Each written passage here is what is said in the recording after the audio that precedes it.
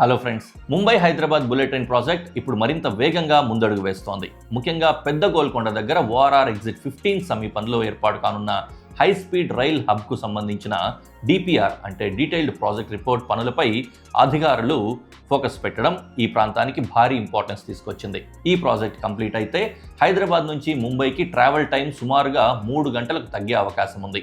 ఇది దేశంలోని 2 ప్రధాన ఆర్థిక కేంద్రాలైన హైదరాబాద్, ముంబై నగరాలను అత్యంత వేగంగా కలిపే కారిడార్గా మారనుంది.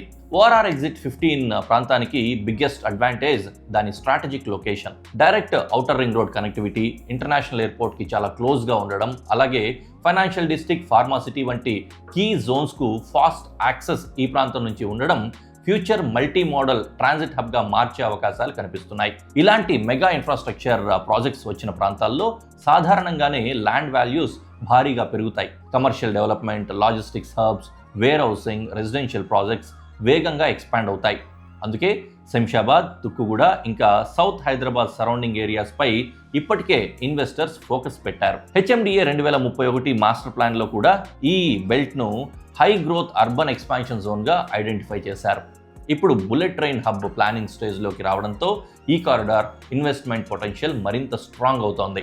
ఈ ప్రాజెక్ట్ అమలైతే ఓఆర్ఆర్ ఎగ్జిట్ 15 ప్రాంతం భవిష్యత్తులో ఒక భారీ కమర్షియల్ కారిడార్గా, ట్రాన్సిట్ ఓరియంటెడ్ డెవలప్మెంట్ జోన్గా, లాజిస్టిక్స్ ఇంకా హాస్పిటాలిటీ హబ్గా మారే అవకాశం ఉందని రియల్ ఎస్టేట్ వర్గాలు భావిస్తున్నాయి. హైదరాబాద్ గ్రోత్ స్టోరీ ఎప్పుడూ ఇన్ఫ్రాస్ట్రక్చర్ చుట్టూనే తిరిగింది.